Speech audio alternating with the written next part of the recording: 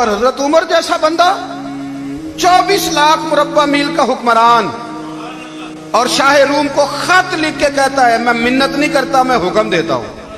اتنا تگڑا بندہ جنگ قادسیہ کے لیے حضرت سعد بن ابی وقاص کو بھیجا۔ فتوح شام پڑھ کے دیکھیں، حضرت عمر بڑے پریشان ہیں، اتنے دن ہو گئے کوئی رپورٹ ہی نہیں آئی۔ اب تو موبائل ہے نا، ایک ایک منٹ کی رپورٹ لیں آپ، بلکہ آپ ایک ایک منٹ کی فوٹو لیں، آپ رپورٹ تو دور رہ گئی۔ حضرت عمر فاروق رضی اللہ تعالیٰ عنہ بڑے پریشان ہیں کہ قادسیہ میں حضرت سعد بن ابی وقاص کے ساتھ لوگ جہاد کرنے گئے، رپورٹ کوئی نہیں آ رہی۔ اتنے پریشان تھے کہ باہر نکل کے نا اس رستے پہ بیٹھ جاتے جو رستہ قادسیہ کی طرف سے آتا تھا، جو بھی آتا جاتا پوچھتے جنگ کے کیا حالات ہیں۔ ادھر جب اللہ نے فتح دے دی نا تو حضرت سعد بن ابی وقاص رضی اللہ تعالیٰ عنہ نے ایک قاصد کو خط دے کے بھیجا، کہنے لگے عمر کے پاس جاؤ، انہیں اطلاع دو کہ الحمدللہ اللہ نے اسلام کو فتح عطا کر دی۔ یہ حضرت عمر کو جا کے دینا، وہ بڑے پریشان ہوں گے۔ وہ جو اس زمانے میں اس طرح ہوتا تھا کہ کئی دور دور سے صحابہ جو دوسرے شہروں کے ملکوں کے رہنے والے ہوتے تھے وہ بھی آ کے شامل ہو جاتے تھے جہاد میں۔ کوئی ایک دفعہ مدینے آیا، کوئی 2 دفعہ آیا، پھر اپنے اپنے علاقوں میں۔ بہت سارے لوگوں نے زیادہ دفعہ حضرت عمر کو دیکھا بھی نہیں تھا۔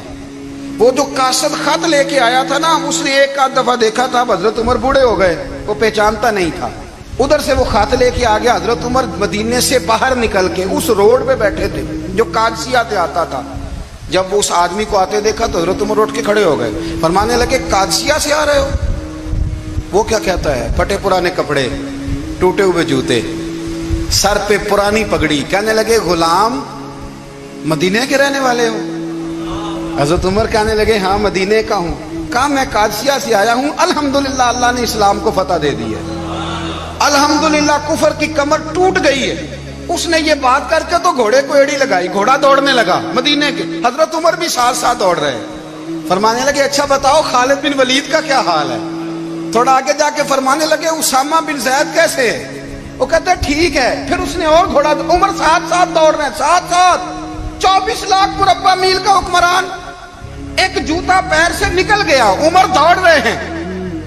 آگے جا کے پوچھتے ہیں سعد بن ابی وقاص کا کیا حال ہے؟ کہ حضور وہ بھی ٹھیک ہے۔ کتنے لوگ میرے شہید ہو گئے مسلمانوں میں سے؟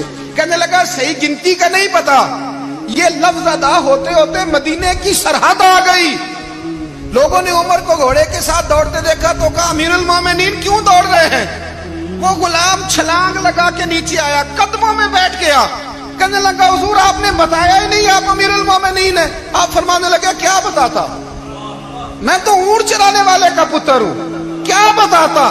وہ عمر ہوں جس نے اپنے گناہوں کا حساب دینا ہے، کیا بتاتا؟